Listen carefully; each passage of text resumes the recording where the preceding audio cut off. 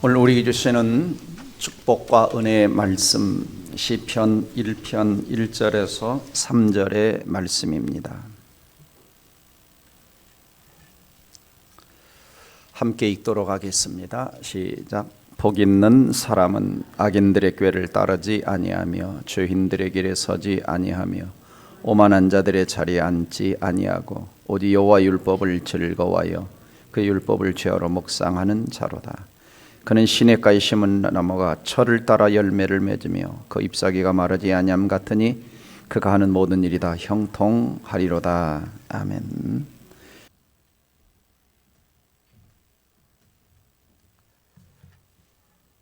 할렐루야.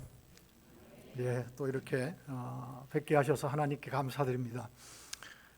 그 마스크를 쓰셨는데도 찬양을 아주 예쁘게 잘 하셔서 감사하고요. 특히 다른 때보다도 오늘은 그 피아노 소리도 그렇게 아름답게 들리네요. 아주 그냥 그리고 참 좋았습니다. 그래서 시편 말씀을 보면은 그 하나님을 찬양하는 많은 어떤 그런 찬양의 내용들이 있어서 그 시편을 볼 때마다 하나님을 향한 어떤 마음이 자연스럽게 열려지기도 하는데, 저는 개인적으로 이 시편을 이해하는 것이 굉장히 힘듭니다. 굉장히 힘들어요. 그냥 그 글을 읽어가면서 표면적으로 이야기하는 어떤 내용들은 그렇게 썩 어렵지 않은데, 그런데 시편에서 말하고자 하는 어떤 그 하나님의 마음, 그리고 또 시편을 통하여서 신구약 성경에서 말씀하고 있는 그 내용들을 바르게 알아차리고 그리고 바르게 알아차리기가 어려우니까 전하는 것은 더 어렵습니다. 근데 아주 쉽게 이야기할 수도 있는데, 그런데 성경을 보고 또 이해하고 또 가르치는 그러한 어떤 사람의 입장에서는 그렇게 뭐라 그럴까요? 어린 아이들에게 이야기하듯이 늘 그런 쪽에서만 이야기해서는 안 될 것 같은 어떤 그런 마음이 있어서 성경을 정말 성경이 말씀하고 있는 그 내용 그대로를 전달하려고 애를 써보는데, 사실 시편 1장 1절, 2절, 3절 말씀도 우리가 너무나도 많이 들었던 그러한 말씀이지 않습니까? 그리고 저도 이 말씀을 인용하면서 설교도 많이 하고 또 어떤 때는 본문 말씀을 가지고 그 설교를 하고 했었던 때가 참 많이 있었습니다. 그런데 오늘 이제 시편 1장 1, 2, 3절 내용을 가지고 이야기한다고 생각을 하고 또 제 의지적으로가 아니라 기도하는 가운데 이 말씀을 꼭 전해야 되겠다라고 하는 어떤 결심을 하면서 정말 잠자다 깨면서도 이 본문, 또 길을 걷다가도 이 본문, 그리고 뭔가 생각을 하면서도 이 본문 말씀이 자꾸 떠올라서 바르게 전한다라고 하는 것이 만큼 어렵구나 하는 어떤 그런 생각을 해봅니다. 그러면은 오늘 시편 1장 1절, 2절, 3절 말씀을요, 그 성경 말씀이 이야기하는 어떤 내용 그대로의 이야기를 먼저 시작을 해가면서 좀 더 다른 어떤 성경과 같이 우리가 좀 살펴볼 수 있었으면 좋을 것 같습니다. 어느 부분까지 어떻게 설명할 수 있을는지는 조금 그 시간적인 어떤 제한도 있어서 장담하지 못하겠지만, 그러나 말씀하고자 하는 어떤 성경에서 말씀하고자 하는 어떤 그 핵심적인 이야기만큼은 좀 우리가 그 중간에 맥이 끊어져서 넘어가고 하는 어떤 일들이 있다고 하더라도 잘 이해했으면 좋을 듯 싶습니다. 1장 1절입니다. 네. 복 있는 사람은 악인들의 꾀를 따르지 아니하며 죄인들의 길에 서지 아니하며 오만한 자들의 자리에 앉지 아니하고, 그 복 있는 사람을 이야기합니다. 복 있는 사람. 그래서 시편 150편 전체의 이야기의 그 주제가 뭐냐? 복 있는 사람이다. 그렇게 우리가 생각을 해도 괜찮을 것 같은데요. 그런데 보통 분들이 일반적으로 생각하고 있는 복 있는 사람과 오늘 시편에서 이야기하고 있는 복 있는 사람은 상당히 차이가 있죠. 심지어 우리 한국 사람들 가운데 오복이라고 하는 그 오복 가운데 이가 좋은 것도 오복 중에 하나다. 뭐 그렇게 제가 어렸을 때부터 듣고 자라기도 했었는데, 성경은 이렇게 말합니다. 복 있는 사람은 어떤 사람들이냐? 악인들의 꾀를 쫓지 따르지 않는 사람이다. 두 번째, 죄인들의 길에 서지 않는 사람들이다. 세 번째, 오만한 자들의 자리에 앉지 않는 사람들이다 라고 성경은 우리에게 이야기하고 있습니다. 그러니까 복 있는 사람은 쉽게 이렇게 생각해 볼 수 있겠죠.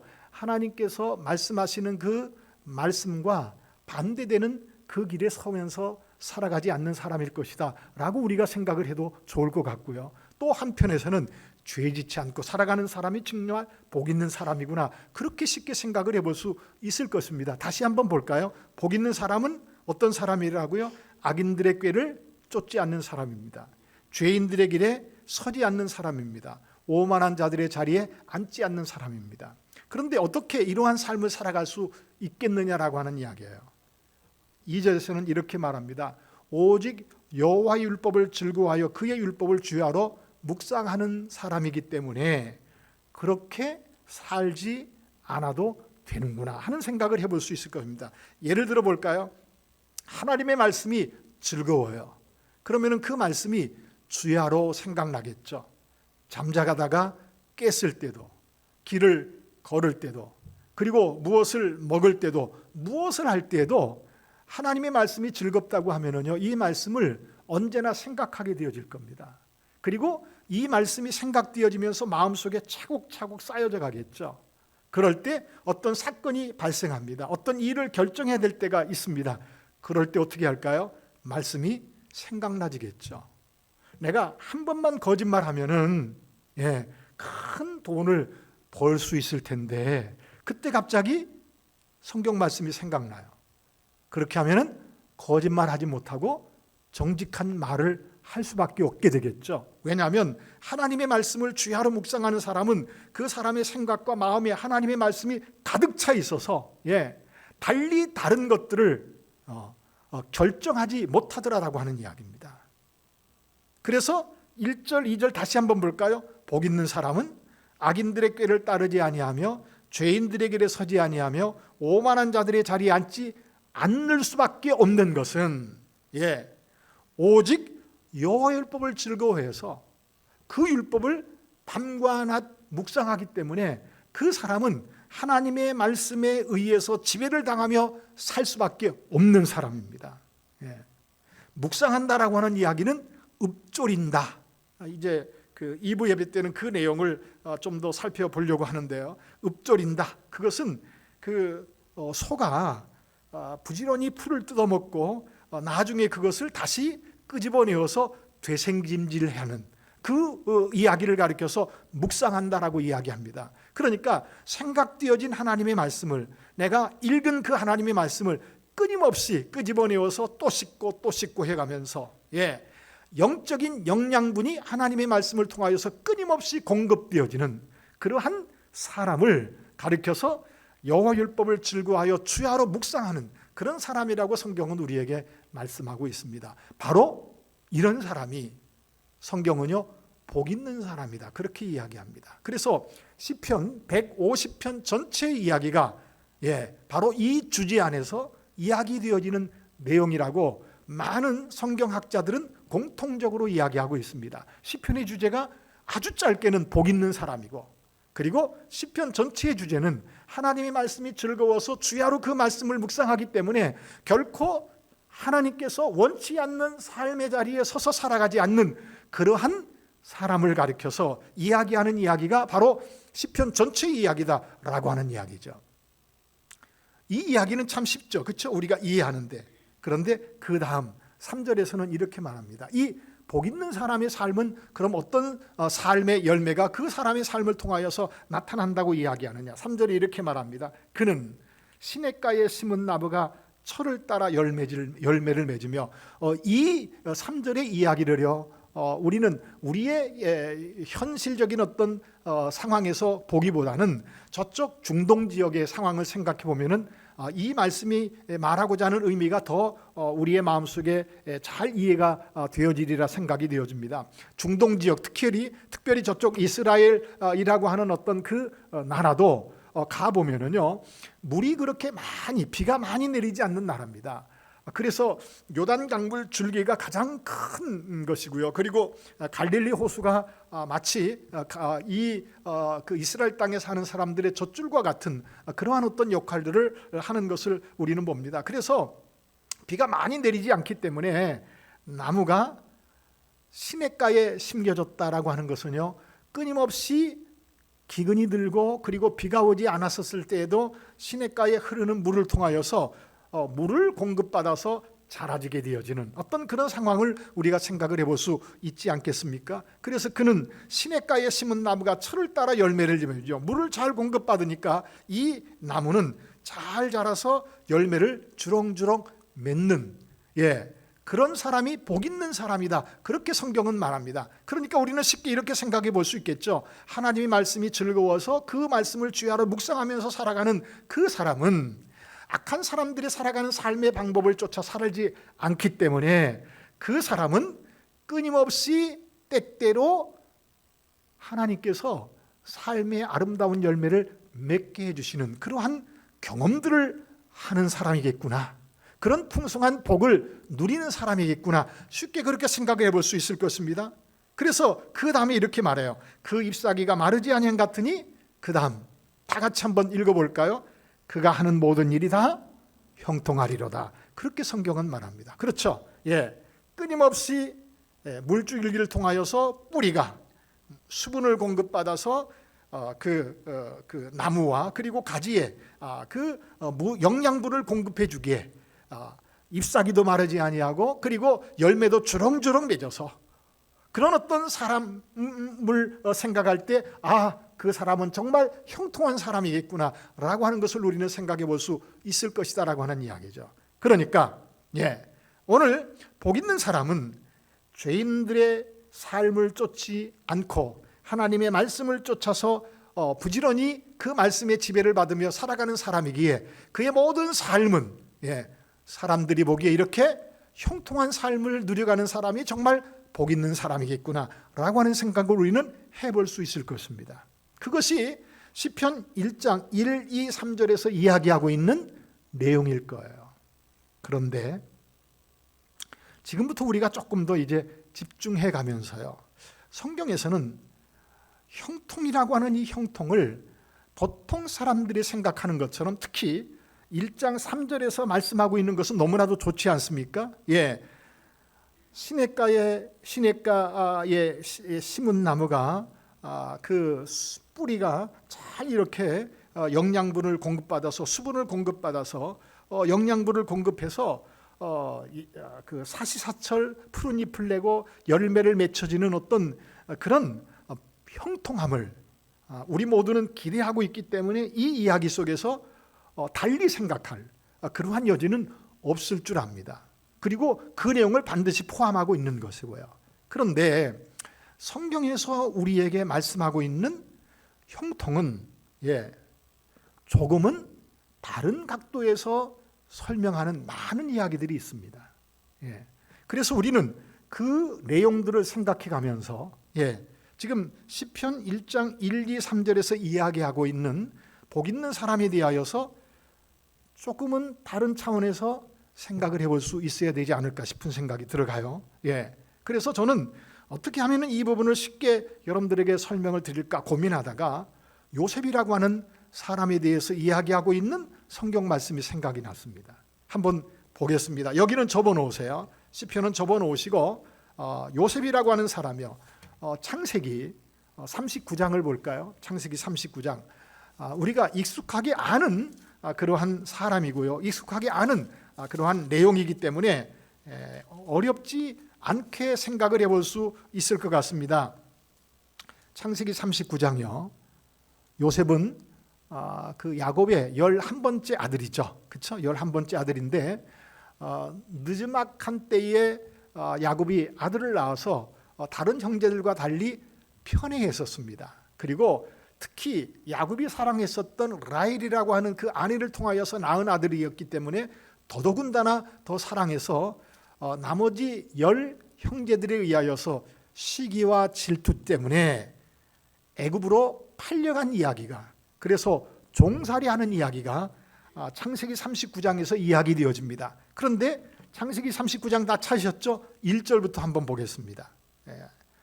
연세 드신 어르신들이 많이 계셔서 특히 제가 이번 설교는 천천히 지금 말씀을 드리고 있는데요. 1절입니다. 요셉이 이끌려 애굽에 내려가매 바로의 신하 친위 대장 애굽 사람 보디발이 그를 그리로 데려간 이스마엘 사람의 손에서 요셉을 샀습니다. 그러니까 노예가 된 거죠. 그런데 2절입니다. 여호와께서 요셉과 함께 하심으로 그가 어떤 사람이 되었다고요? 형통한 자가 되었다, 그렇게 말하죠. 종으로 팔려갔어요. 그런데 하나님께서 그와 함께 하십니다. 그래서 그는 형통한 사람이 되었다, 그렇게 말하죠. 그리고 그의 주인 애굽 사람의 집에 있으니 그의 주인이 여호와께서 그와 함께 하심을 보며, 하나님께서 요셉과 함께 하심을 주인이 보았어요. 그 다음 볼까요? 또 여호와께서 그의 범사에 형통하게 하심을 보았더라. 그러니까 하나님이 함께 하셔서 요셉에게 형통하게 하자. 그 주인도 요셉과 함께 하시는 하나님을 보았다라고 그렇게 표현하고 있고요. 그리고 요셉과 하나님이 함께 하시자 그가 하는 모든 일에 형통하게 하시는 것을 이 보디발이 보았다라고 성경은 우리에게 이야기합니다. 자, 계속 볼까요? 요셉이 그의 주인에게 은혜를 입어 섬김에 그가 요셉을 가정총무로 삼고 자기의 소유를 다 그의 손에 위탁하니 그가 요셉에게 자기의 집과 그의 모든 소유물을 주관하게 한 때부터 여호와께서 요셉을 위하여 그 애굽 사람의 집에 복을 내리심으로 여호와의 복이 그의 집과 밭에 있는 모든 소유에 미친지라. 하나님께서 요셉 때문에 복은 누가 받습니까? 쉽게 보디발이 받아요. 그의 집에 재산이 점점 늘어나고 소유가 점점 늘어나는 일을 성경은 우리에게 이야기하고 있습니다.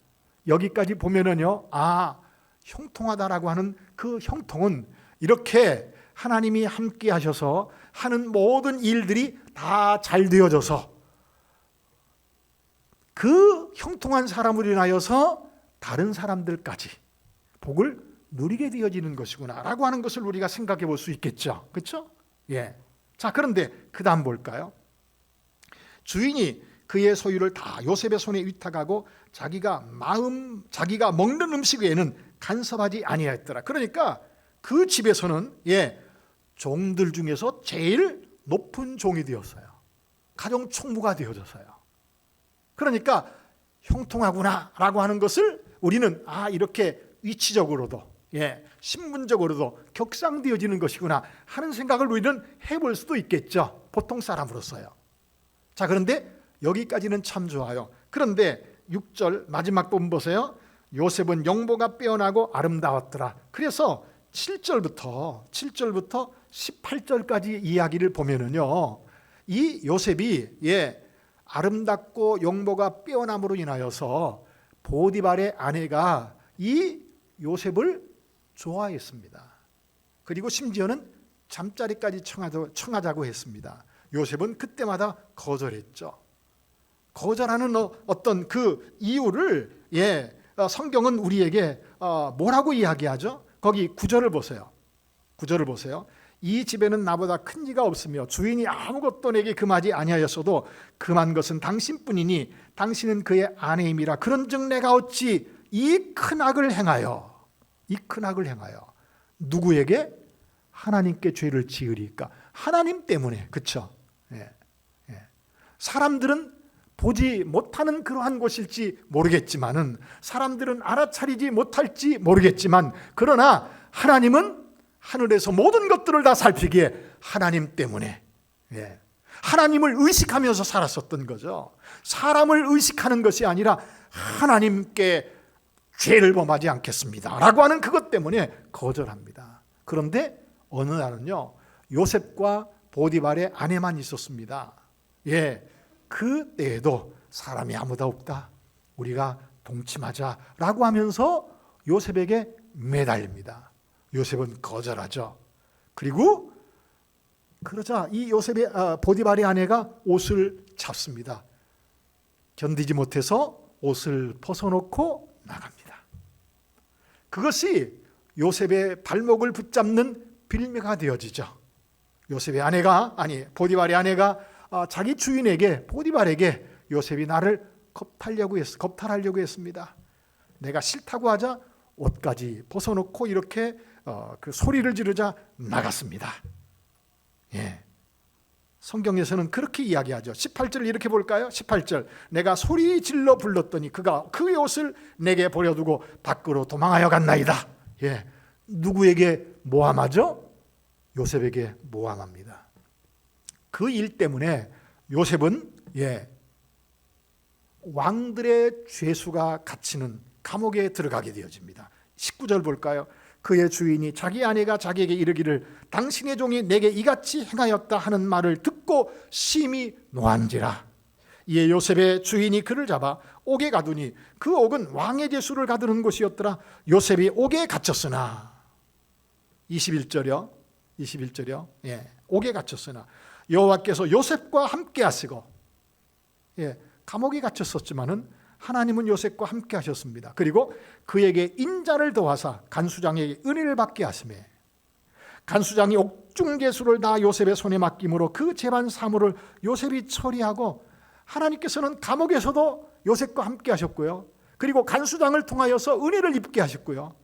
그래서 간수가 모든 그 옥중의 일들을 요셉에게 맡깁니다. 그래서 요셉은 처리하고요. 23절이요.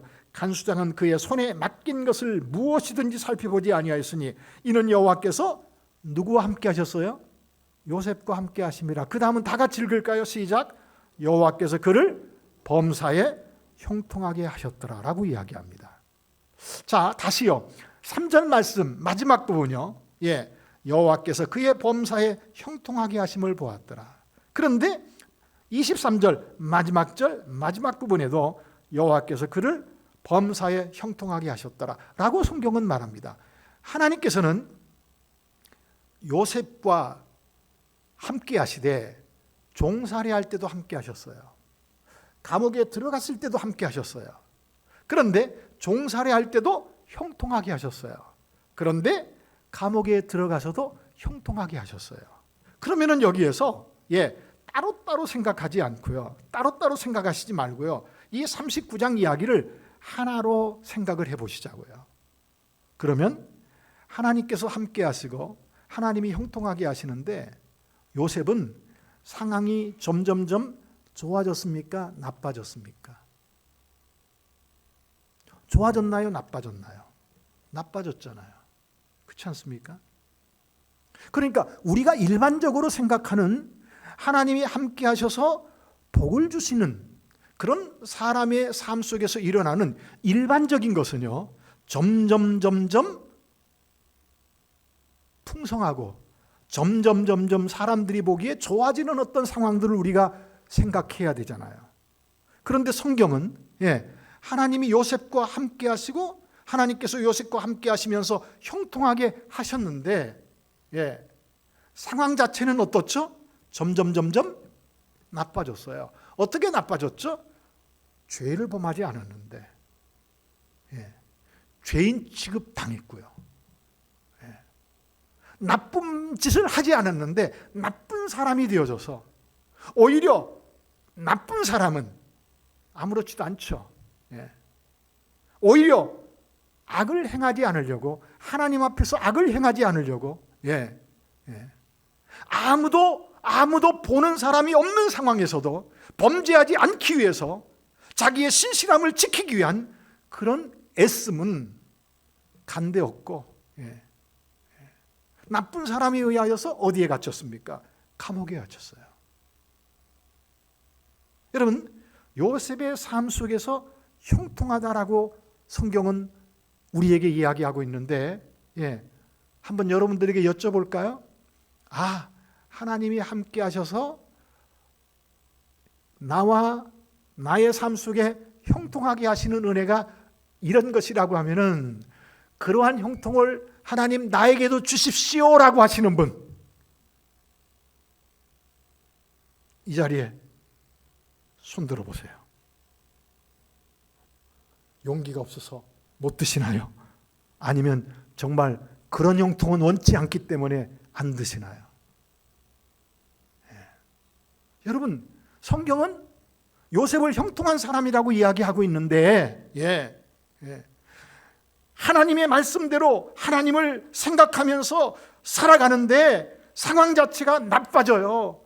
그런데 성경은요, 모든 상황에서 함께 하시면서 형통한 사람이라고 이야기해요. 그러면은 성경에서 말씀하고 있는 형통함은 보통 사람들이 예수를 믿지 않는 이 세상에서 이야기하고 있는 형통과는 다르다라고 하는 이야기죠. 다르다라고 하는 이야기예요. 1차적으로 우리는 이 부분을 기억하셔야 됩니다. 그래서 많은 사람들이 나는 예수를 믿었는데, 예수를 믿고 하나님 나라에 대한 확신과 그리고 하나님께서 우리 허락하신 그 은혜를 예수 믿기 전보다도 훨씬 더 잘 알고 그래서 나누기도 하고 하나님 앞에 알게 모르게 헌신도 해가는데 왜 나는 고난이 멈추지 아니하고 계속되어질까? 하나님은 나만 차별하시는 것은 아닐까라고 생각하는 분들이 많이 있어요. 예수를 믿어도 경제적으로 나아지지 않고요, 예수를 믿었는데 삶은 피폐해지고요, 사람들에게 오히려 따돌림을 당하고요, 그런 경우의 삶을 살아가는 사람들이 굉장히 주변에는 많이 있지 않습니까? 오늘 이 자리에도 그런 고민 때문에 앉아 계신 분들이 없지 않아 있을 수 있겠죠. 그런데 성경은 어떻게 이야기하죠? 요셉은 하나님이 함께 하셔서 형통한 사람이 되었는데 사람들이 보기에는 점점 나빠지더란 말이에요. 한번 생각해 볼까요? 그러면은 7절부터 18절 사이에 있는 요셉이 범죄하지 않으려고 발버둥 치는 모습이 보여지잖아요. 그렇죠? 그때는 하나님이 함께 하시지 않았나요? 그 상황은 형통한 것이 아니었나요? 어떻게 생각하세요? 여러분들, 지금 요셉이 보디발의 아내가 유혹합니다. 내가 당신을 좋아한다, 아무도 없다, 나와 잠자리를 하자, 아무도 모른다 라고 할 때 그때 하나님은 요셉과 함께 하지 않았나요? 그때 요셉은 형통한 사람이 아니었나요? 생각하셔야 되잖아요. 그때도 하나님은 함께 하셨고요, 그때도 하나님께서는 은혜를 베풀으셨고요, 그때도 요셉은 형통한 사람이었습니다. 그러했기에 하나님이 함께 하셨고 하나님께서 은혜를 베푸셨고 하나님께서 그에게 형통한 은혜를 베풀어 주셨기에 그는 죄를 범할 수 있는 자리에서 범죄하지 않고 그 자리를 뛰쳐나갈 수 있었죠. 여러분들, 예수를 믿는 사람들의 삶 속에서 하나님이 함께 하시면서 형통케 하시는 것은 무엇일까를 우리는 생각해 볼 수 있어야 되겠죠. 복인된 사람은 악인의 길을 쫓지 않고 죄인의 길에 서지 않고 오만한 자리에 자리 앉지 않고 오직 여호와의 율법을 즐거워하여 그 말씀을, 그 율법을 주야로 묵상하는 자로다. 저는 시냇가에 심은 나무가 시절을 쫓아 과실을 맺으며 열매를 맺으며 그 잎사귀가 마르지 아니함 같으니 그 모든 행사가 형통하리로다 라고 하는 그 형통을 창세기 39장 말씀을 보면은요, 우리는 조금 더 성경에서 우리에게 말씀하는 형통은 무엇일까를 우리는 조금 더 성경적인 측면에서 이해를 해볼 수 있지 않겠습니까?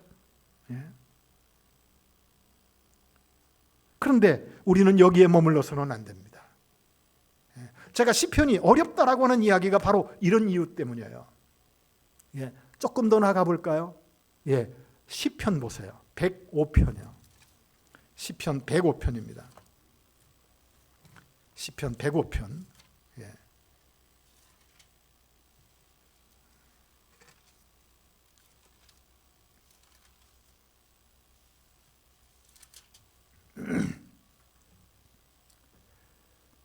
자, 17절 말씀을 한번 보겠습니다. 시간이 벌써 많이 갔네요. 천천히 이야기하다 보니까. 17절. 그가 한 사람을 앞서 보내셨으며 요셉이 종으로 팔렸도다. 그렇게 말하죠. 요셉이 종으로 팔렸도다. 아까 창세기 39장 말씀을 지금 시편에서 말하고 있지 않나요? 그렇죠? 예. 그가 한 사람을 앞서 보내셨으며 요셉이 종으로 팔렸도다. 18절이요. 그의 발은 책골을 차고 그의 몸은 쇠사슬에 매였으니 종으로 팔려갔고, 이 얘기는 뭐죠? 감옥에 들어가 있는 요셉을 이야기하죠. 그렇죠? 예. 아까 우리가 살폈던. 그런데 19절 보세요. 19절 다 같이 읽을까요? 시작. 곧 여호와의 말씀이 응할 때까지라 그의 말씀이 그를 단련하였도다 라고 성경은 우리에게 말합니다. 예. 다시요. 17절 보세요. 그가 한 사람을 보내셨으며, 하나님께서 한 사람 요셉을 애굽으로 보내신 겁니다. 애굽으로 보내셨어요. 그리고 18절 그의 발은 책골을 차고 그의 몸은 쇠사슬에 매였으니 하나님께서 감옥에 들어가게 하셨다라고 성경은 말하죠. 그렇죠? 예. 어떨 때까지요? 어느 때까지요? 여호와의 말씀이 응할 때까지라 그의 말씀이 그를 단련하였도다. 자, 자세하게 설명을 드릴 수 있는 시간이 없을 것 같습니다. 그러면은 성경에서 이렇게 표현하고 있는 이 표현은 어떤 표현이냐 하면은요, 거기 위에 보세요. 위에 보시면 그 5절부터 볼까요? 5절부터. 죄송합니다. 조금 빨리 읽어 내려가더라도 이해하시고요. 그의 종 아브라함의 후손 곧 택하신 야곱의 자손 너희는 그가 행하신 기적과 그의 이적과 그의 입의 판단을 기억할지어다. 그는 여호와 우리 하나님이시라. 그의 판단이 온 땅에 있도다. 그는 그의 언약 곧 천대에 걸쳐 명령하신 말씀을 영원히 기억하셨으니 하나님께서는 아브라함과 이삭과 야곱에게 천대에 기억할 영원한 언약을 기억하셨다라고 이야기합니다. 9절 이것은 아브라함과 맺은 언약이고 이삭에게 하신 맹세이며 야곱에게 세우신 율례 곧 이스라엘에게 하신 영원한 언약이라. 하나님께서는 아브라함, 이삭, 야곱, 그리고 이 아브라함과 이삭과 야곱에게 하신 이 언약은 이스라엘 백성들 모두에게 세우신 언약이라고 이야기합니다. 11절 이르시기를 내가 가나안 땅을 내게 주어. 그 언약이 뭐죠? 가나안 땅을 내게 주어 너희에게 할당된 소유가 되게 하리라 하셨도다. 그때에 그들의 사람 수가 적어 그 땅에 나그네가 되었고. 그렇죠. 아브라함과 이삭과 야곱에게 하나님께서 이 가나안 땅을 너와 내 후손에게 주겠다라고 약속했었을 때에는 사람 숫자가 적었어요. 그래서 그 가나안 땅에 거하면서 나그네가 되었습니다. 13절이요. 이 족속에게서 저 족속에게로, 이 나라에서 다른 민족에게로 또 돌아다녔도다. 그렇죠. 또 돌아다녔습니다. 그러나 그는 사람이 그들을 억압하는 것을 용납하지 아니하고 그들로 말미암아 왕을 꾸짖어. 그렇죠. 하나님께서 아브라함에게 내가 내게 지시할 땅으로 가라. 가나안 땅에 갔습니다. 가자. 그 땅에 기운이 들었어요. 어디로 내려가죠? 애굽 땅에 내려갑니다. 아내를 팔아먹었어요. 그런데 하나님께서 팔아먹은 아브라함을 나무라지 않고 누구를 나무랍니까? 애굽 왕 바로를 나무라죠. 그래서 큰 재물을 이끌고 나올 수 있었습니다. 그렇지 않습니까? 바로 그런 이야기예요. 아비멜렉과의 관계, 이삭과 야곱과의 관계에서도 성경은요, 그러나 그는 사람이 그들을 억압하는 것을 용납하지 아니하시고 그들로 말미암아 왕을 꾸짖고 아브라함, 이삭, 야곱 편에서 언제나 하나님이 함께 하셨어요. 그리고 15절 이렇게 말하죠. 이르시기를 나의 기름 부음 받은 자를 손대지 말며 나의 선지자들을 해하지 말라 하셨도다. 아브라함, 이삭, 야곱을 성경은 말합니다. 선지자들이라고까지도 표현합니다. 그렇죠? 선지자들이라고도 표현합니다. 자, 16절이요. 그가 또 그 땅에 뭐가 들게 하사? 기근이 들게 하사. 그런데 어떤 때는 하나님께서는 하나님의 그 언약을 이루게 하기 위하여서 어떤 때는 보호하십니다. 어떤 때는 그들에게 풍요로움을 허락하십니다. 그런데 어떤 때는요, 기근이 들게도 하세요. 무엇을 이루기 위하여서? 언약의 말씀을 이루기 위하여서. 기근이 들게 하시죠. 그리고 그들이 의지하고 있는 무엇을요? 양식을 다 끊었어요. 어느 때를 이야기하죠? 7년은 풍년이고 7년은 흉년이 들었었을 그때를 이야기하죠. 그렇죠? 바로가, 애국왕 바로가 요셉이 감옥에 있었을 때에 꿈을 꾼 그 꿈을 요셉이 해석을 해서 그 해석은 7년은 풍년일 것이고 7년은 흉년이 될 그 이야기대로 하나님께서는 풍년이 들게 하시고 기근이 들게 하시고, 하나님께서는 그 이야기를 지금 성경에서 이야기하고 있는 겁니다. 하나님께서 그렇게 하셨다고 이야기하죠. 그런데 그 전에 그렇게 기근이 들 그 전에 하나님은 그가 한 사람을 앞서 보내셨으며 그렇게 말해요. 요셉이 종으로 팔렸도다. 하나님은 기근이 들 것을 내다보시고, 그런데 그 이전에 하나님은 그런 어떤 기근이 들어지는 상황에서도 하나님이 아브라함과 이삭과 야곱에게 하신 말씀을 이루게 하기 위해서 라고 성경은 말해요. 그 다음에 그의 발은 착고를 차고 그의 몸은 쇠사슬에 매였으니, 하나님의 말씀을 지키는 그 일로 인해서 감옥에 들어가서 죄수가 되었어요. 그런데 그것도 하나님이 허락한 것이라고 성경은 말하고 있잖아요. 그런데 19절이요. 곧 여호와의 말씀이 응할 때까지라 그의 말씀이 그를 단련하였도다 라고 성경은 말해요. 자, 그 다음 이야기는 제가 설명할 수 있는 시간이 없습니다. 중요한 것 한 가지요. 중요한 것, 여기 잠깐 접어놓으시고요. 또 접어놓으세요. 그리고 어디를 보시냐면요, 창세기로 넘어가겠습니다. 창세기로요. 창세기 15장이요. 창세기 15장이요.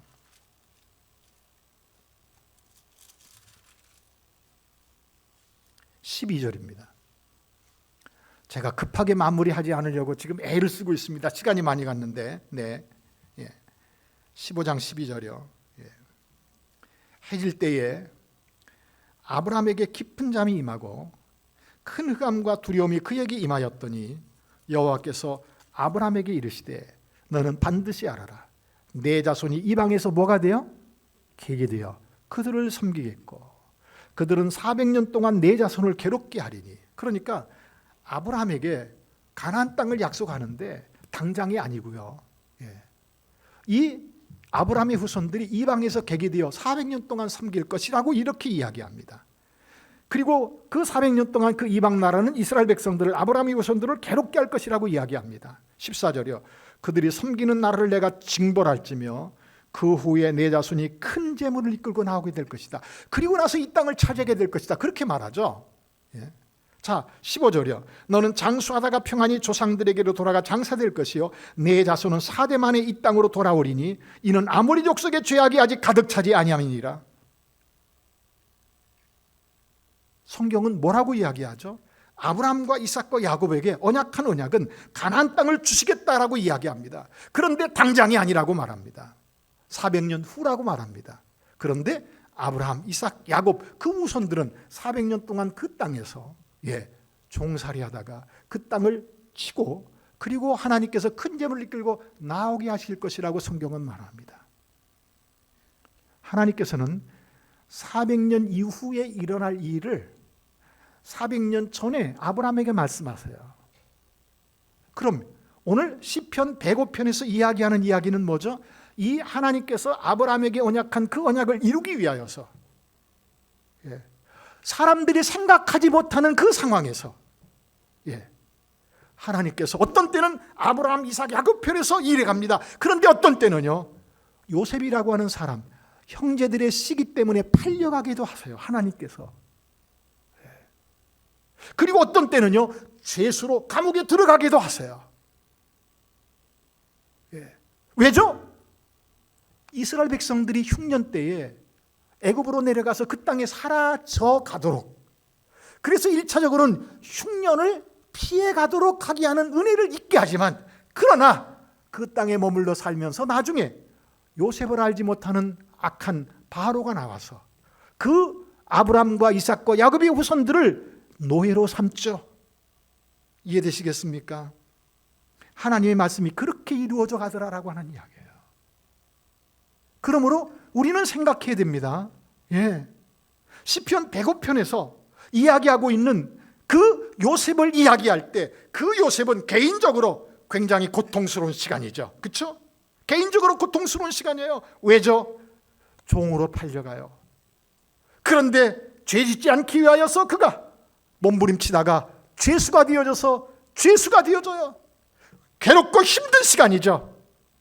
그는 괴로워할 수 있습니다. 힘들어할 수 있습니다. 그런데 그런 시간들이 모아져서, 그런 시간들이 합해져서 무엇을 이루죠? 하나님의 말씀이 이루어지더란 말입니다. 나 개인의 삶은 나 한 사람에게만이 아닌 하나님께서 이루실 그 어마어마한 하나님의 그 말씀이요, 사람들이 생각하지 못할 그 말씀이요,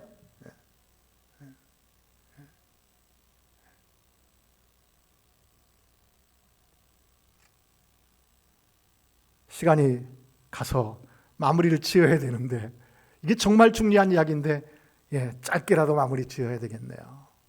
여러분 생각해 볼까요? 예수님은 복 있는 분이신가요? 복 있는 분이세요. 그렇죠? 그런데 예수님의 이 땅에서의 삶은 어떤 삶이셨죠? 어떤 삶이셨죠? 복 없는 분이에요. 목수로 살았고요. 가난하게 사셨고요. 3년 공생의 기간에도 인자는 머리 둘 곳이 없도다. 그렇게 사셨어요. 그리고 십자가에 못 박혀 죽으셨어요. 사람들이 보기에는, 그래서 이사야서에서는 이렇게 말하지 않습니까?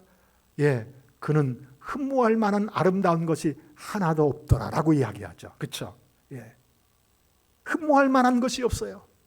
그런데 예수님은 정말 복 있는 사람이시죠. 왜 복 있는 사람이시죠? 예수님께서는 요셉처럼 요셉은 본인이 하나님의 말씀이 이루어지고 있어 라고 모르면서 하나님께서 그를 복 있는 사람으로, 그와 함께 하시면서 형통한 사람으로 하나님께서 하나님의 말씀을 이루기 위하여서 그렇게 했다고 하면은, 나중에서는 알아차렸지만은요, 예수님은 하나님이 당신을 통하여서 이루실 일이 무엇인지를 아셨죠. 그리고 예수님께서는 그 말씀을 이루기 위해서, 그 말씀을 이루기 위하여서 의도적으로 성경은 말합니다. 가난하게 되셨다라고 하는 표현도 고린도후서 8장에서는 우리에게 표현하고 있지 않습니까? 가난하게 되셨다. 왜요? 우리를 부욕해 하기 위해서라고 성경은 말합니다. 그런데 그 부요는 물질적인 부요가 아니라 하나님께서 우리에게 허락하시고자 하는, 예수를 통하여서 우리에게 허락하시고자 하시는 그 부요이겠죠. 그렇죠? 그런데 예수님은 그렇게 의도적으로 하나님께서 당신을 통하여서 이루시기를 원하시는 그 말씀을 이루기 위하여서 의도적으로 고난의 길을 걸어가셨어요. 남들이 가지 않을 그 길, 예수님이 제자들에게 이야기합니다.